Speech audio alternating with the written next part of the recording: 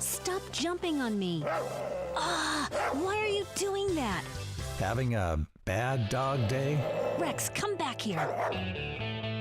From police dogs to pet dogs, from potty training to pet peeves, #1 best-selling author and 30-year canine trainer Andy Falco knows how to get to the meat of what's eating your dog. This is Falco Canine Dog Talk, the show that helps you and your dog create a relationship of love and respect.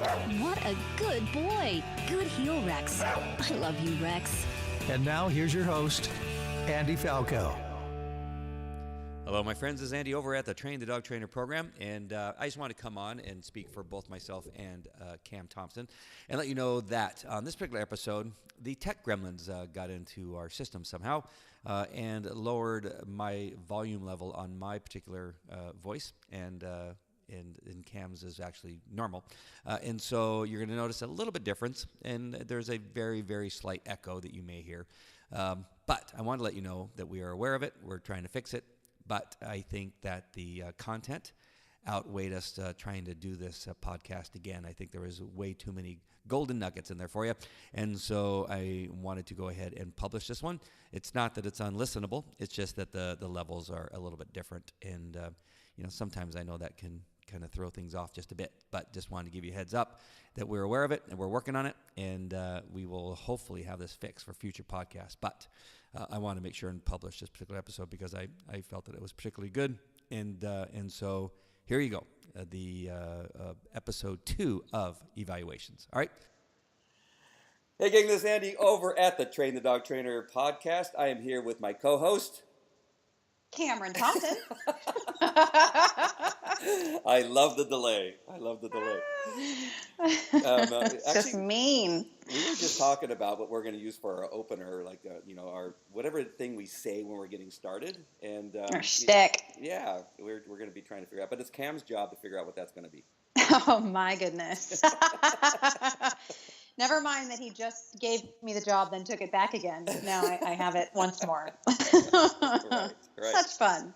We'll talk about this later. All right. So we're going to be talking about what you do. What our last podcast had to do with, prior to the evaluation, the phone call and all the other stuff that goes along with it, how to use it as a marketing tool and that kind of stuff. And then today we're going to be talking about actually starting the evaluation. And there's a little bit there's probably a difference between what it is that I do on some level and as to what Cam. So I'm really interested to hear what you do with your evaluations in regard to your dogs, because you have both. Likewise. Mm-hmm. We have rescues and you have the pet dog training parts of it, right?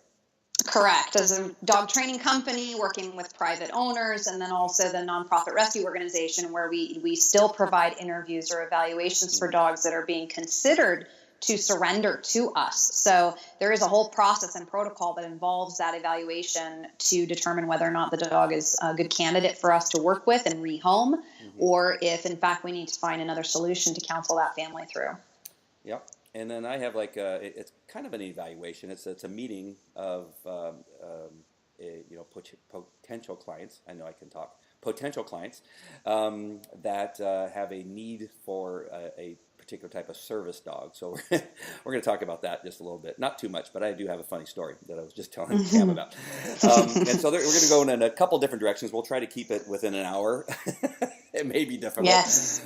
But this is a good plan for us. Yeah. But the one thing that I think is important, and Cam, you actually brought this up in one of our earlier conversations, in that this opportunity that you've created with someone in your, in the dog world, let's say that potentially wants to, do business with you. I think that one of the great things about having this time with them is for not only you to evaluate whether you want to do business with them as a human being, but whether or not that you, the trainer, are a fit with that potential customer. And I think that's pretty powerful, that what you were telling me about. How did that come about with you? Yeah, I do remember we were talking about that in our last hour, and the fact that, most trainers are considering this assessment to be something of, a prove yourself to the potential client type scenario, and sell and enroll them and, show them what you can do. And I actually, put a little more emphasis on the trainer, the business owner, being in a place of analysis of whether or not this is an appropriate client match for them. And so it does go both ways. It's really important historically for us to keep in mind that, we won't be able to be the perfect right match for every single person that comes across our path, and that's okay. It isn't a statement that we're failures or we don't do an amazing job. It's just that old, adage of finding the right person for you, and that, certain things resonate with different people at different times. Sometimes you're just a kind of a link in the chain, as it were. You may share a conversation. They may gain something from content that you put out, but ultimately it might not be the best scenario to engage in a paid, enrollment program, service, training scenario with that individual for the long game. And then other times it's a perfect match and you can create magic together. So for me, it really evolved out of, like many things did, making mistakes and connecting with the wrong people, right? And being in a situation where I'm wanting to saw off, my arm, or maybe like stab myself in the eyeball because I feel like I can't make someone happy, or they're sucking my will to live because there's too many questions that I can't answer, support them through. And these are growth opportunities for us as human beings in any relationship context. But when you're a business owner, when you're a dog trainer, you really shouldn't have to suffer all the time. That's a sign you've got the wrong people, being screened and coming into a working relationship with you. And it should be the exception, not the rule. And the same struggle is happening on the client side. So it's really unfair to just say, I'll do my best and live through it. You need to be the bigger person and really make the call and be conscientious from the start through that evaluation process that, I can see that you guys are in this place in your training needs, or, these are the limitations of your lifestyle, your schedule, your finances, and what my company has to offer, the ways in which we need to work together. That's not a good match, but let me find somebody who might be a better fit for you. That would be my approach to everyone being happier and having more success for the long game. So yeah, as you make those mistaken connections and they become learning opportunities, you do grow in your ability to be more discerning and to understand yourself better, your company policies. You get more clarity. These are just definitely business concepts that I think you and I will continue to explore and share more about, actually, as well as time goes on. But the evaluation is a time to be really honest with yourself. You said it. Be really honest with yourself about, what your skills and abilities and limitations are, who's your ideal client, and whether or not you really can provide what these people are looking for. And if they are going to be very honest about what they're going to put into the dynamic as well. It's got to be a partnership. Yeah, and you just said it. And I think that what I was going to say is that you got to be you. You can't try to be Cesar Millan or Karen Pryor or anybody else that's in the dog world. You have to be you. You have to show your personality, because it's going to come out, right? And then it's going to sour, and then eventually. But I've seen it, unfortunately, far too often. Mostly, I think, more on the police dog side of things, is that these guys try to come on too strong, and then something ends up showing through later on. But you just gotta be yourself and not pretend, because it'll turn badly very quickly when they find out that you're not who you say you are. Yeah, absolutely. There was I had an experience in getting the peanut detection dog that I trained for. Kim and Kendall, Kim being the mom and Kendall being the daughter who has peanut allergies. They had tried to get this done with another trainer who told them that she could do this and that she's done it before and had all this experience. And it wasn't but maybe a couple of weeks into the training that the girl started just inviting herself over to their house and sleeping on their couch and doing some really bizarre behavior.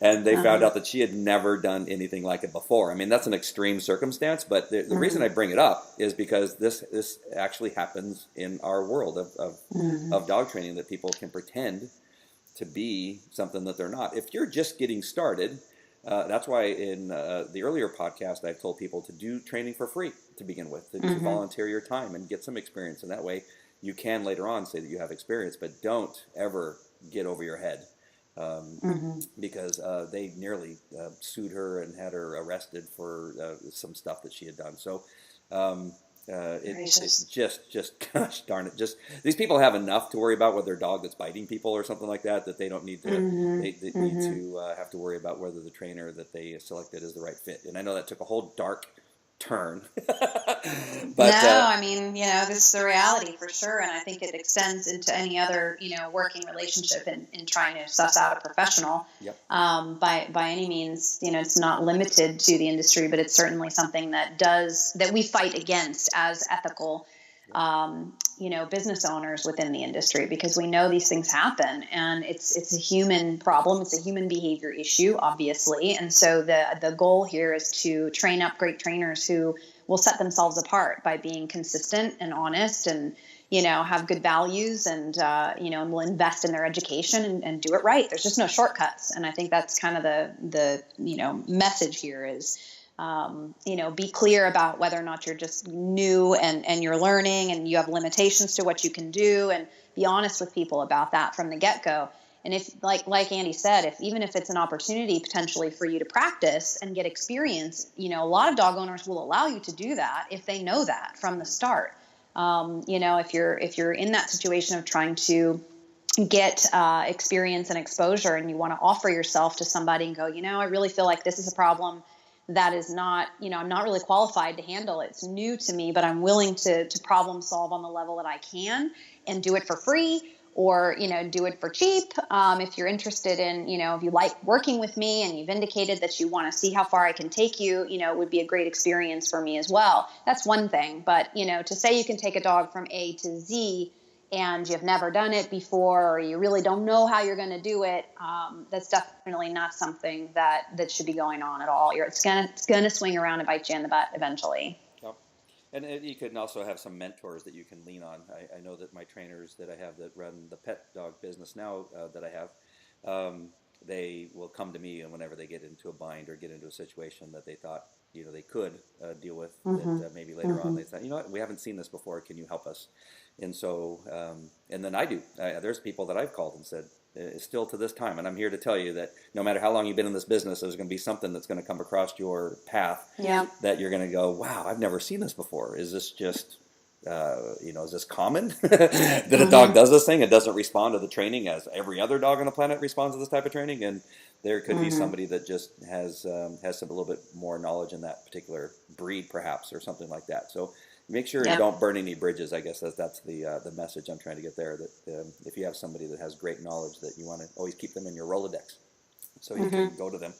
I have a list here that should go without saying, but I don't want to go past it without making sure that this is understood, because I've had employees that I thought that just would understand these things, but they don't. And that is, you want to be on these evaluations. You want to be at your best. You don't want to be fake, but you also want to be at your best. You want your hair combed, clean clothes, which is shocking that I've seen some of my trainers that don't particularly have it. Maybe they don't have a washer. I'll wash their clothes for them. And if you have branded clothing, a shirt with a logo on it, that's always preferred. Be prepared with your proper equipment, and make sure that it's in good condition, that it's not all, like a leash that's all frazzled and about ready to break. Chewed through. Chewed on it. You want to make sure and meet it at the appropriate location that, for whatever it is you want to do. Again, if you're meeting somebody with a dog aggressive problem, probably the place not to meet is a dog park or a Petco or PetSmart, right? You want to meet someplace where you can actually talk and figure out what it is you're going to do. Don't be late.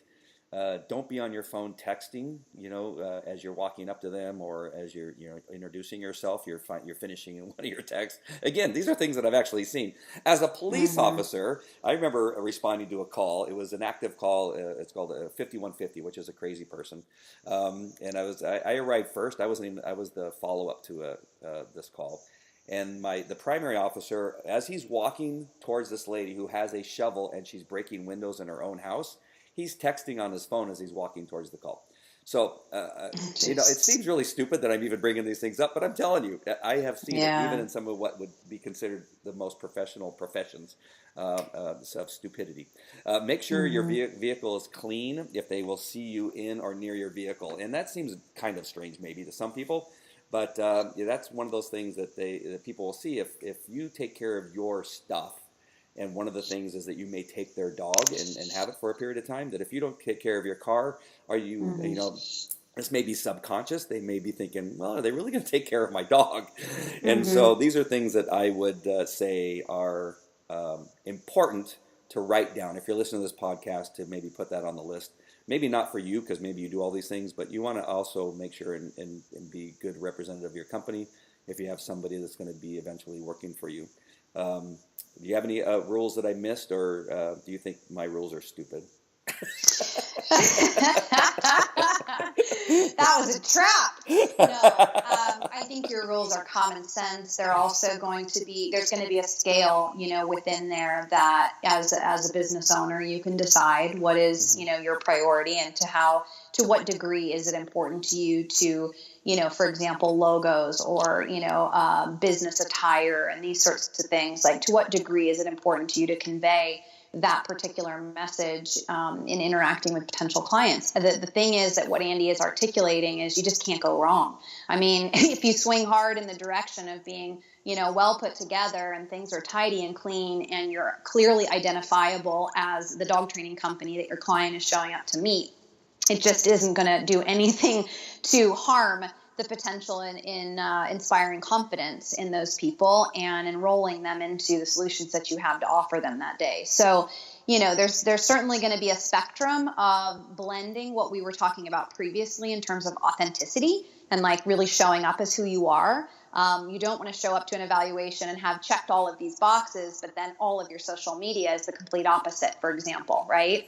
So I would say there's sort of that middle ground of, you know, using common sense and understanding psychology, understanding the impression that you are making based on the choice that you do, you know, the choice that you choose for how you present yourself in that first encounter. And at the same time, you know, live in that space regularly so that the messaging is consistent throughout your experience, showing your work, meeting with that client in the future, etc.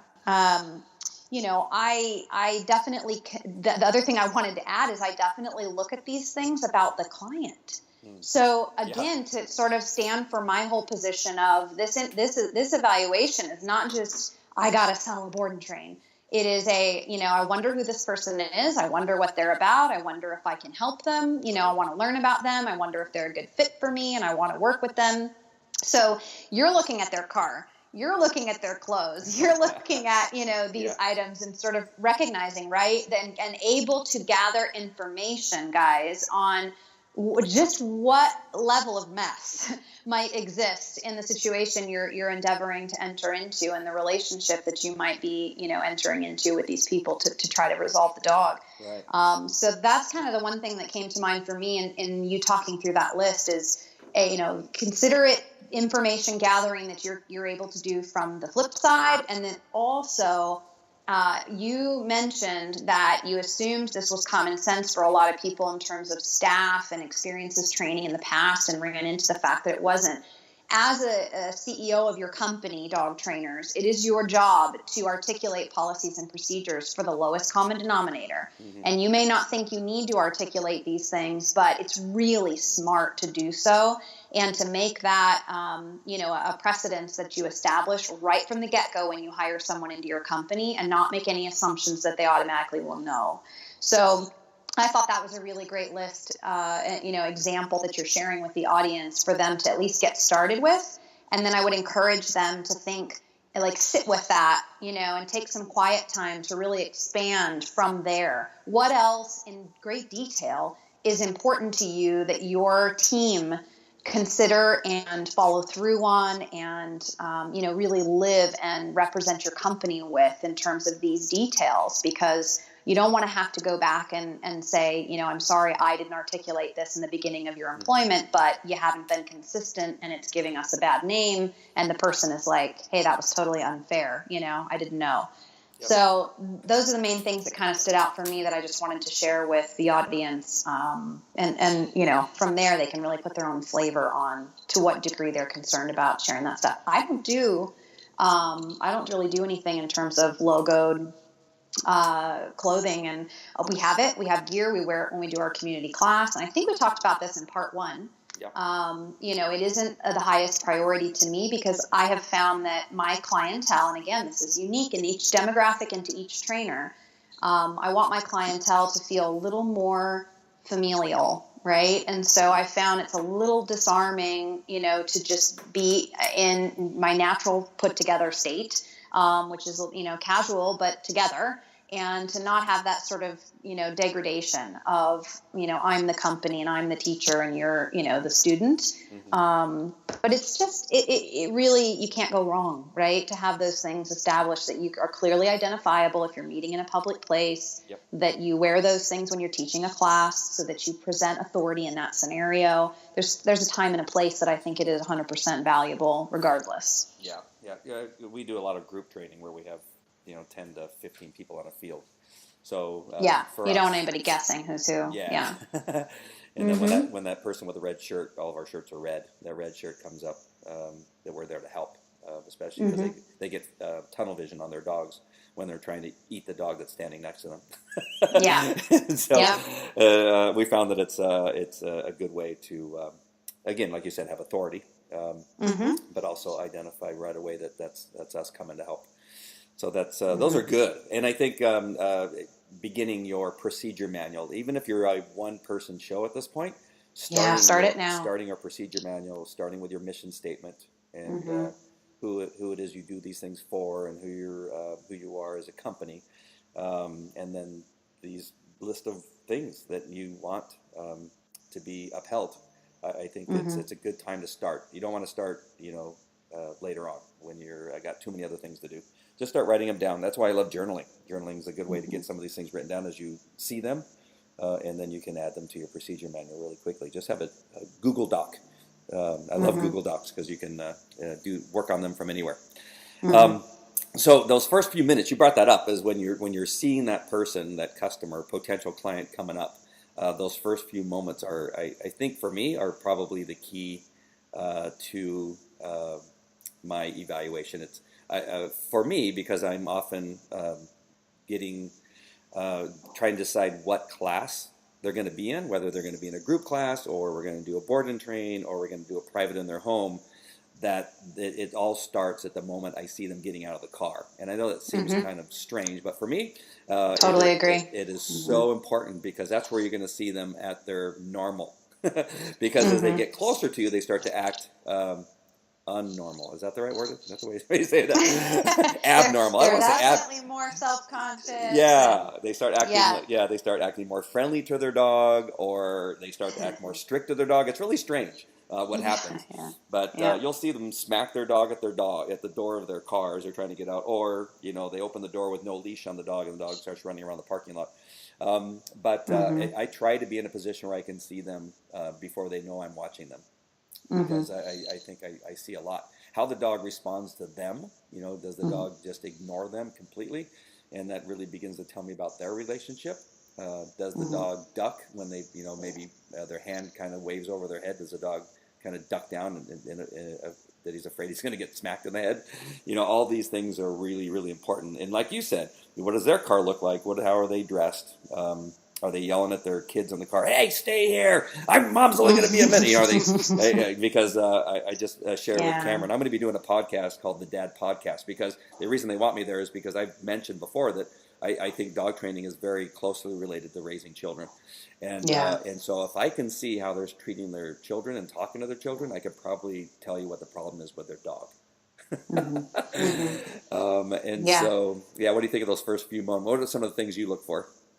I completely agree. It's super important to us too, and we're a home-based training company, so we have a property, right? Just to remind the audience, or people who are brand new to listening to the podcast, my company is based out of my property, and so our clients are coming to our location, meaning we can literally walk out the front door of our home and meet them in the driveway and start that same assessment process. And so we make sure that we have a heads up and we know when they're arriving, and that we do exactly that. We head out, we watch that, exit from the car, their dog's behavior when they step out of the car. They might have a dog going ballistic, barking its head off.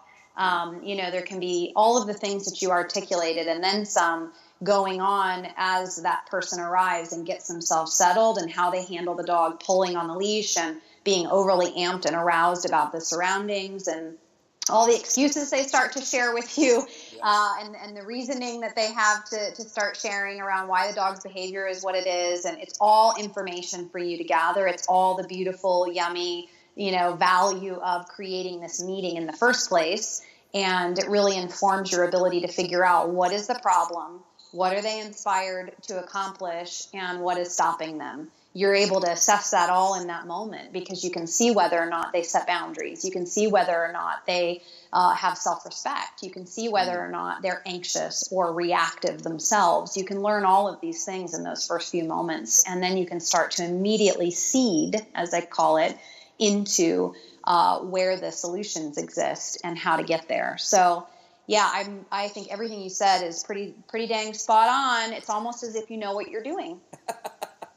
A little bit. I've tried. Just a little bit. I've tried to pay attention.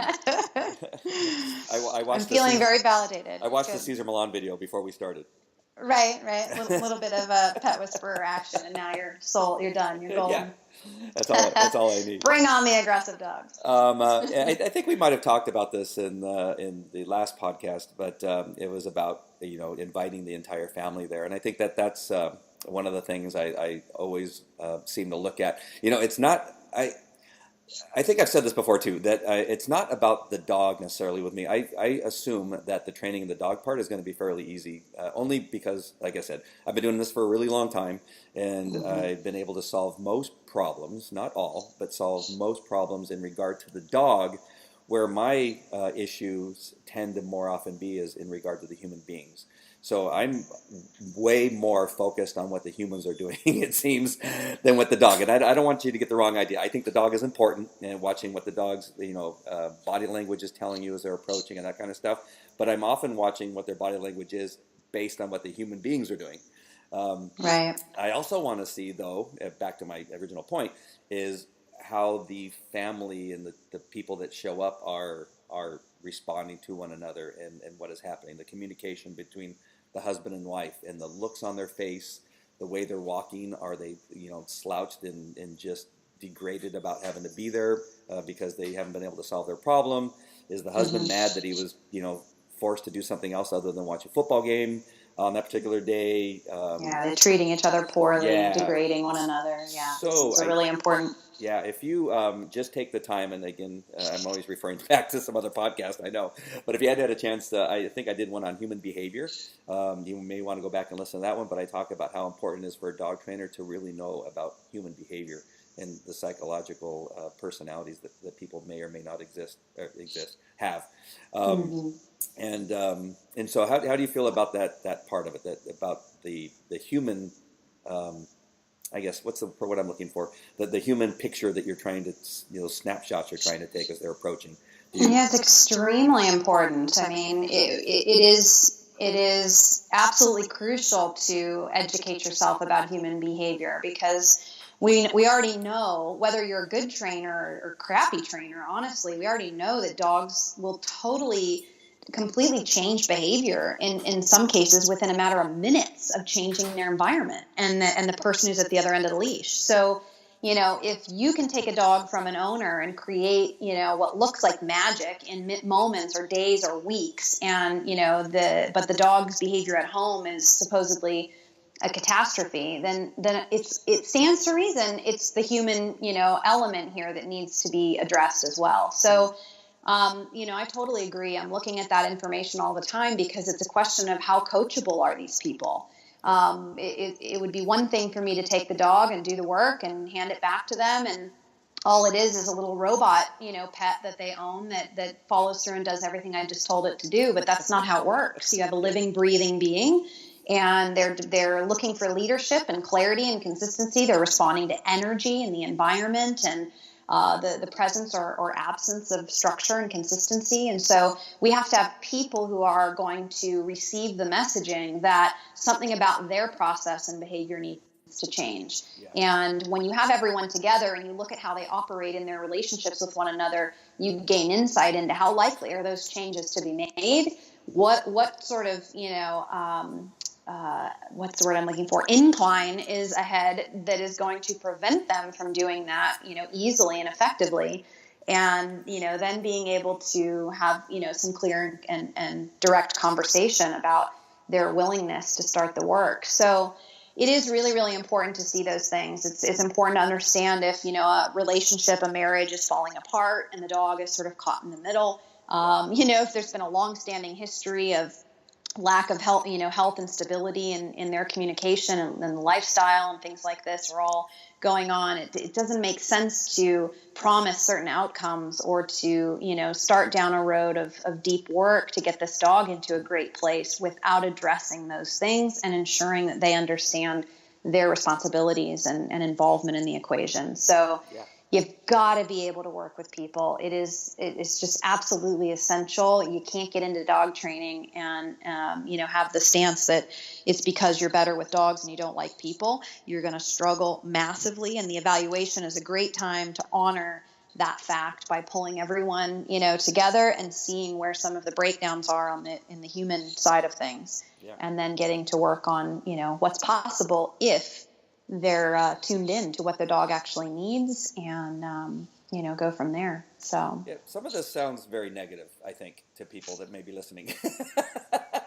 and I wanted to bring it all up because I think it's important. But I also... I don't know about negative. I think it's just, potentially a reality check for some. Okay. But I think actually it's probably more commonly accepted and embraced, really. It's just that, the question marks really become how do you do that best, right? Yeah. Where do you go to really, educate yourself and sort things out as a trainer in the equation? And but I wanted to be encouraging that if you just really focus on this human part and understanding human behavior and all the different personalities that you need to be aware of, that people can be blamers or analytical and all the other things that we pointed out in the earlier podcast, is that it'll become second nature and it becomes so much easier. Your life will become easier, I promise you, as a dog trainer. If you can get this human part under your belt to where it becomes just part of what it is you do, it makes the dog training so much easier and faster, because that's always the struggle, right? You can, again, I can take a dog and have it heeling, sitting, downing, staying within an hour of the evaluation. That doesn't mean that it's trained. I can just get the dog to do it and show them how, but to get it to stick and to get it to be part of this dog's life and normal behavior, I have to train the human, right? And I have to be able to pass on what it is that I know to the human being. Because, again, there may be a trick that I do with me that, let's say, just with timing, but if I can't get that aspect of timing to become part of this person's life so that they know how to do it, then nothing will ever change. The dog will continue to be a pain in the butt to that human being.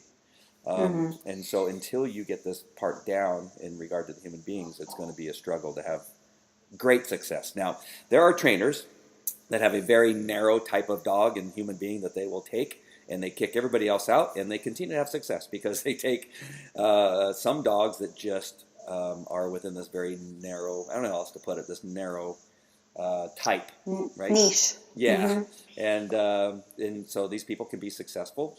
But if you want to really help the dogs that need help, that are struggling to stay alive because they're going to be euthanized because of their bad behavior, if you really want to make a difference, I think it's important that you get as well-rounded as you can in both human behavior and dog behavior. Is that a soapbox? Maybe a little bit. You're fine. So yeah, just don't be that person, right? I'm only going to take dogs that really don't need my help. And if you want to, that's fine. You can do that. But I mean, if you really want to make a difference in the dog world, then really become well-rounded in both human and dog behavior, because it'll serve you well. I promise you.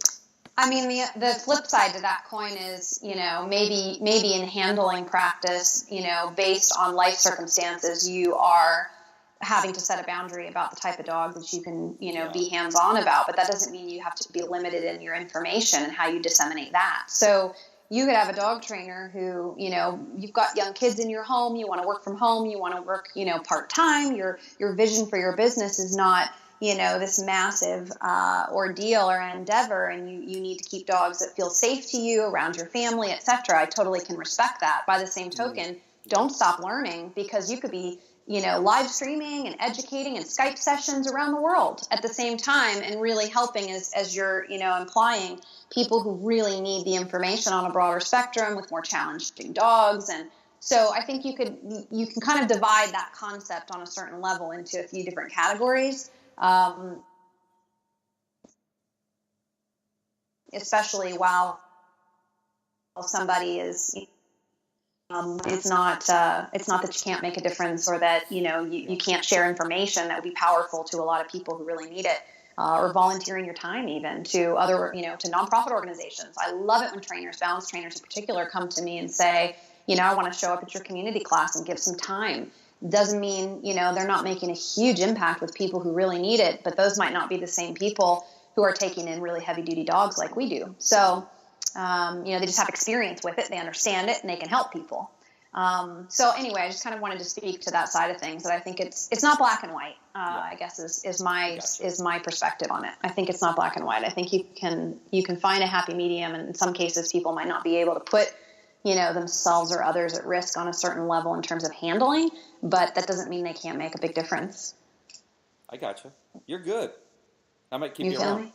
Excellent. Thank God I contributed something of value. And you're teaching me some new words. I'm writing them down so I can begin to use them in my everyday life. I'm such a simpleton. I'll be using terms like 5150. Yeah, 10-4, Roger Roll Call. That's what I learned from Andy. 5150. 5150. It's also the name of an album by now I just forgot the name of the band. One of my favorite bands of all time. Okay, Van it'll come to you. Van Halen, 5150. Oh, okay. Hey, so I want to get to maybe in the next podcast about evaluations a little bit more of the questions and stuff. I'm still I think that because of our time, we're going to be stuck on a little bit about just getting there and what to look for in the beginning and that kind of stuff, because we got a couple different kind of evaluations we're doing, and I don't know this part of it. What is it that you look for in the dogs that you are trying to rescue, or decide whether that they're going to become part of your rescue plan or whatever it is? I don't even know what to call it. What are some of the things that you do in that? I have no idea. Yeah. This is a big one. I mean, in some respects, because we're really endeavoring as an organization to kind of change the way that this is done, where there are still many, dog rescue groups that have a sort of blanketed no-kill mission, and who are thinking that every dog can and should be saved, and I fundamentally don't agree. So as part of upholding that, and the experience that we have in seeing the impact on the community when dangerous dogs are quote-unquote saved and circulated through the system, one of our main sort of, rules of assessment with a dog is they cannot have aggression issues with both people and dogs. So if a dog checks both boxes, and not something we take someone else's word for, but something we ourselves evaluate and actively engage with the dog for a period of time to determine, okay? So we do the work. We don't make these decisions lightly. We don't make, a blanketed assessment of a dog in an environment that isn't conducive to success. Okay. We bring that dog into a training environment. We look at that dog when everything is stacked up perfectly for it. What do we get, right?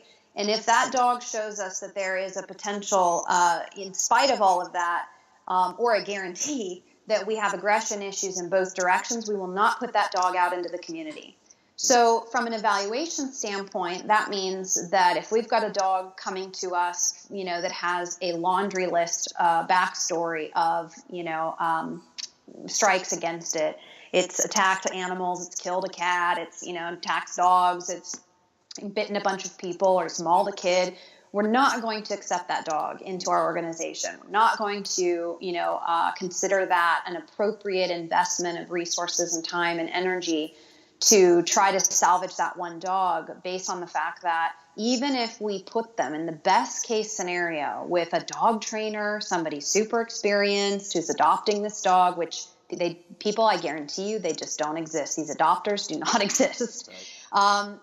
That the dog is still a ticking time bomb. And my gauge for this is if I ask myself, will I be surprised if someone calls me and tells me the dog got loose and bit a dog or mauled a dog and it was a little girl's dog and he bit the kid? Would I be surprised? Mm-hmm. If I say to myself, no, I won't be surprised, I will not turn that dog out from my organization. So this, I think, is the heavy of the conversation, because nobody likes to talk about this part of things, and nobody likes to talk about this in an assessment with a potential training client. Yeah. But a lot of you are getting training clients that are holding a dog like this in their hands, and they're stuck, and they're terrified, and they don't know what to do. And so, there is one thing to work with someone on the private side who's committed to their dog, who's committed to the liability. But it's a totally different scenario when that dog is passed around, has no allegiances, and has nobody committed to it. And as a rescue organization, your job is to find it an adopter who accepts the risk, who will follow through on everything to a T, and guarantee to keep the community and the dog safe. And it's just not something that's possible with the element of human, error that exists. So, in our rescue assessment, I say that's the biggest thing that, we're kind of looking for is, are we getting this call, or are we seeing this dog in because we're a last-ditch effort, because they can't get anyone else to take it, in spite of the fact that we have significant training ability, and it's one thing to do this work on the private side. We will not, take dogs in for rehoming on the rescue side that have this rap sheet. The other thing we're looking for would be related to health, probably. And we have a lot of experience, and we will do a lot of work with dogs that have, significant health history issues. But there's also, this applies to both the private training side as a trainer and as a rescue director. There's a lot of insight to be gained about behavior based on health. And so this is a factor that comes up for me in both cases during an evaluation. I want to know the health history of a dog. I want to know, what have they been eating? I want to know, what kind of things have taken place in terms of illness or injury and supplements or the lack of, and other types of treatments, flea treatments, vaccines, things like this. So I do take that into consideration on the rescue side as well, and it informs my process a bit as far as what will the dog require long term? Is it manageable for the average adopter to commit to? And how will that inform behavior potential going forward as well? Some cases, knowing I can improve it drastically based on changing the health, improving the nutrition, right? I'm glad you said that, because that is so, it's missed so often, I think, when people are looking at how do we train this dog to not do A or B or C, that the health sometimes is overlooked. And it was something I discovered back in training police dogs, that some of the behavior or the change in their abilities and their effectiveness, we were always trying to fix it with training, and then we go, shoot, wait a minute, this dog has a broken tooth, or this dog has an infection of some sort. Doesn't feel good, yeah. Or a hip problem, or a back problem, or a tail problem. So I'm so happy that you brought that up. That you know what you're talking about. You're so welcome. I'm so pleased. I'm so pleased that I can bring some value today.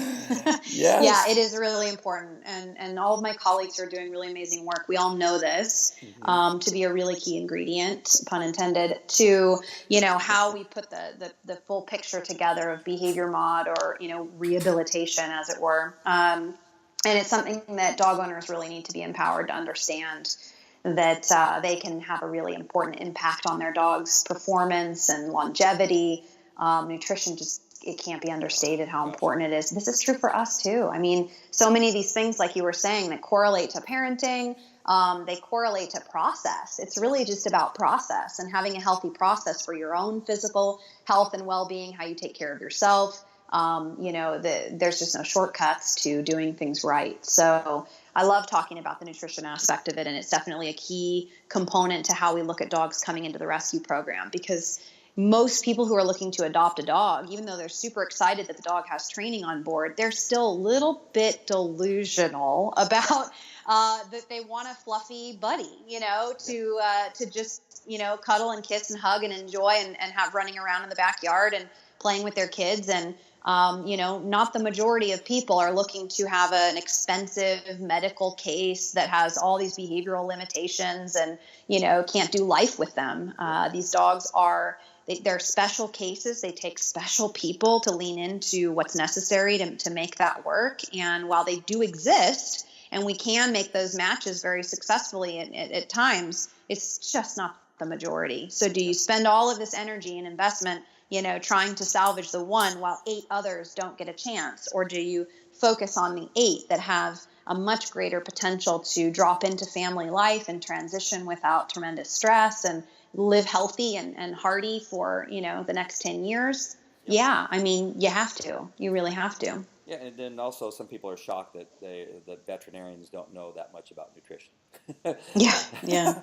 That's another topic for my vet told me to feed my dog 6 cups of this. What? Wait a minute. This dog its stomach is barely scraping the floor.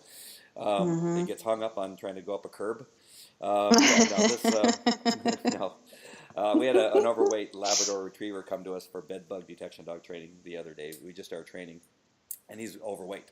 And they go, well, we tried everything and blah, blah, blah. And I said, well, what kind of food are you feeding them? And it was, I'm not going to say the name of the food because it was, a low-grade food they got at Costco.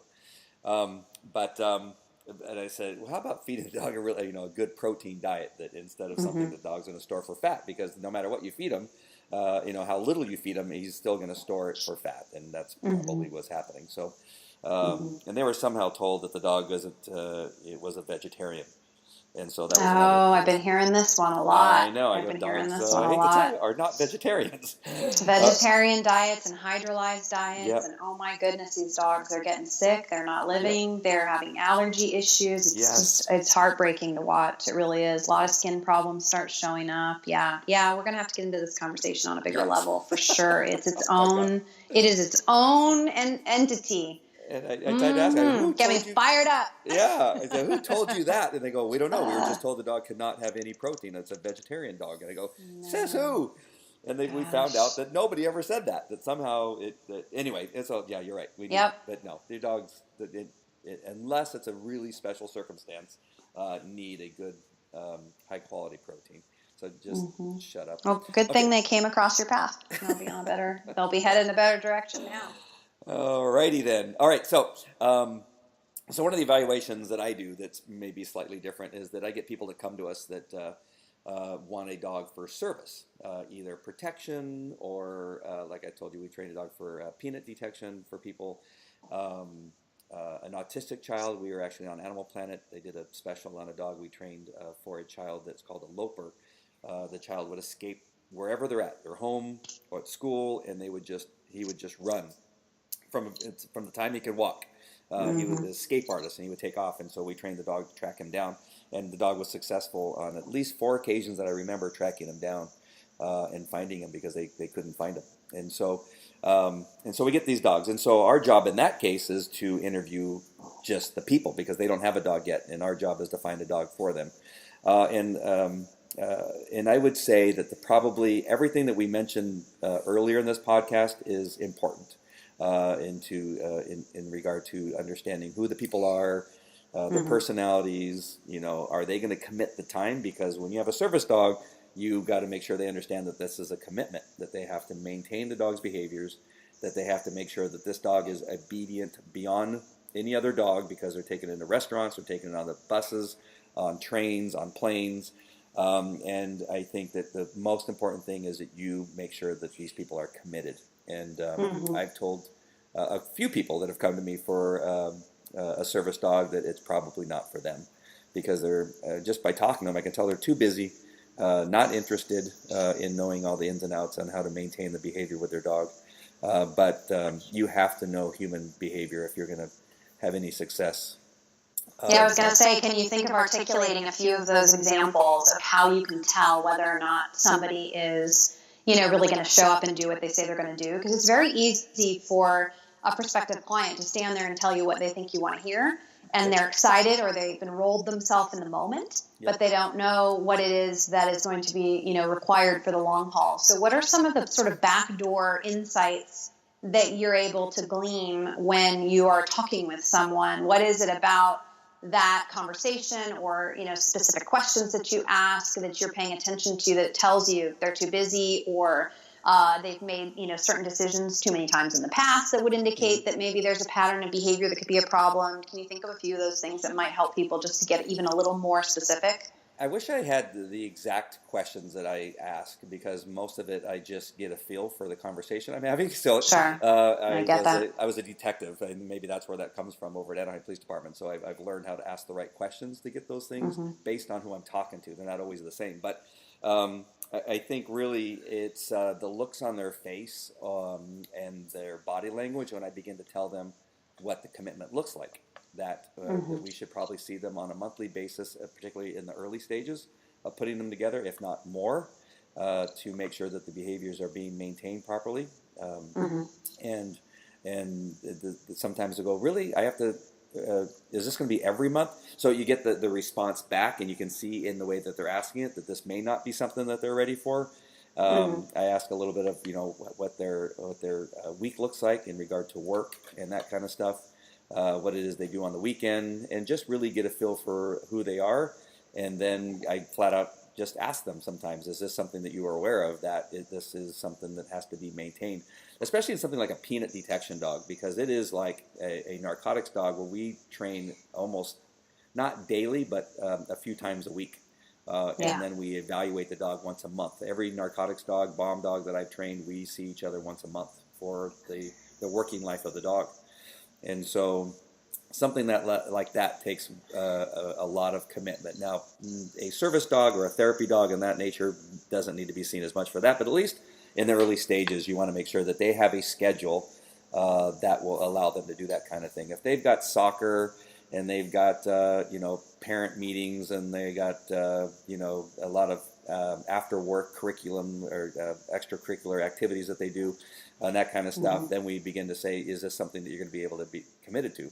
And then the liabilities, and I talk about liability. There's a lot of liability that taking the dog into these public places that will cause you grief if you don't have a firm handle on your dog's obedience and, what is necessary to maintain that when you're taking the dog into a hospital, for instance, and that kind of stuff. So I think it's more in the conversation. I wish I did now have some questions, because that was a really good question you asked me.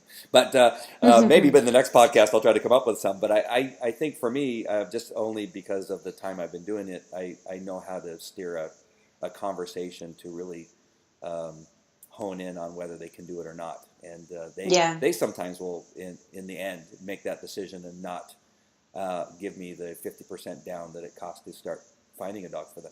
It is a bit of an intuitive process for sure. And that's sort of the art, I think of what's involved in this line of work. There's sort of all these, technical, mechanical, dynamical pieces, but then there also is very much an intuitive art. And it's why some people are really, really good at it, and others, struggle more, can't, don't produce the same results. So, I think people can appreciate that. I think some of it came from the early mistakes, and we've talked about this too, that is that in the beginning I thought I had to take on everybody. Like they came, we want a dog that will save my child from the world. Okay, I can train that dog.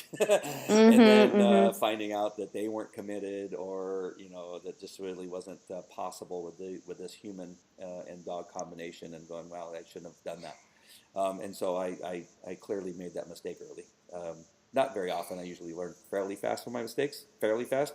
But you can make those mistakes a couple times and realize that it's not going to work, and go, what did I miss? And I quite often sit down and just try to figure out what is it that I missed, that I could have seen this coming. And I will actually come up with some really good answers sometimes, because I go, when they answered me with that, or when they said this, or when I could see that they were not showing up on time, that they weren't committed. And those are little things that, you will begin to understand that early on. Everybody's really excited, right? Everybody's really excited to get started, but does it maintain itself? Do you see that begins to wane, and they begin to show up late? We see that with our pet dog people in our group training, right?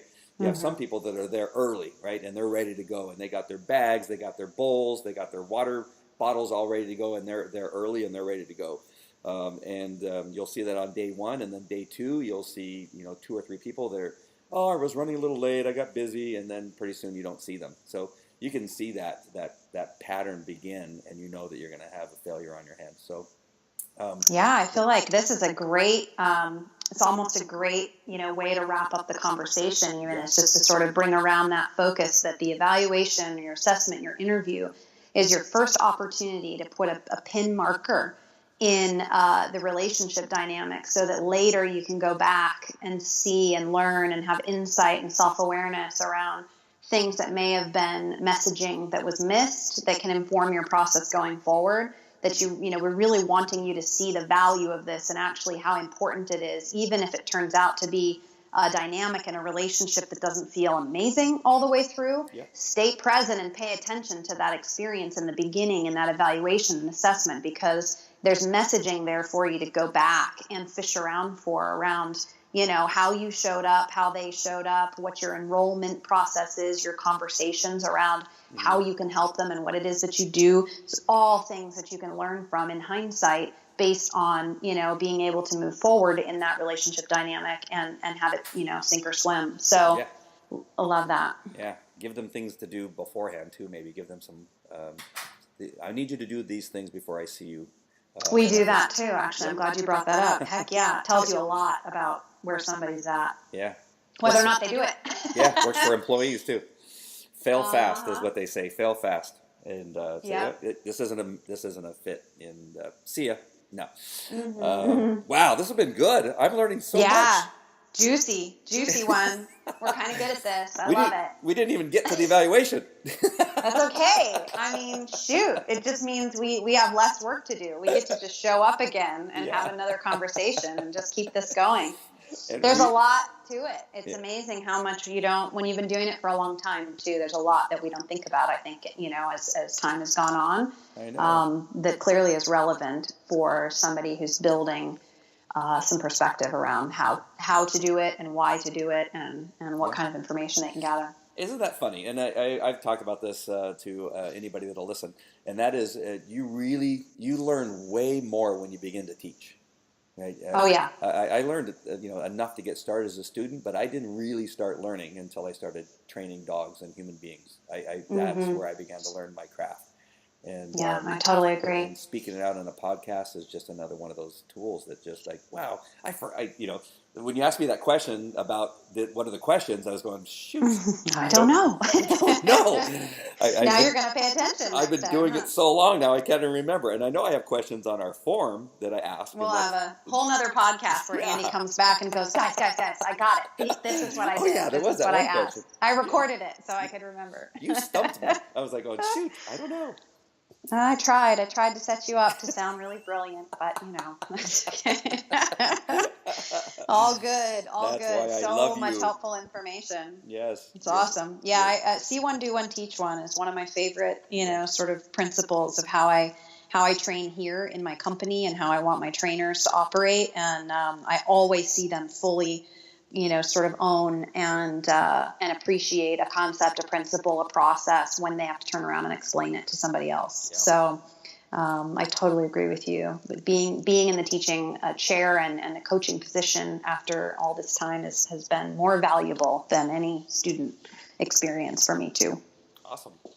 We didn't send anybody to anything with like any links or URLs or nothing. We didn't. Just because you're supposed to do it now. You didn't know that? Now it is time.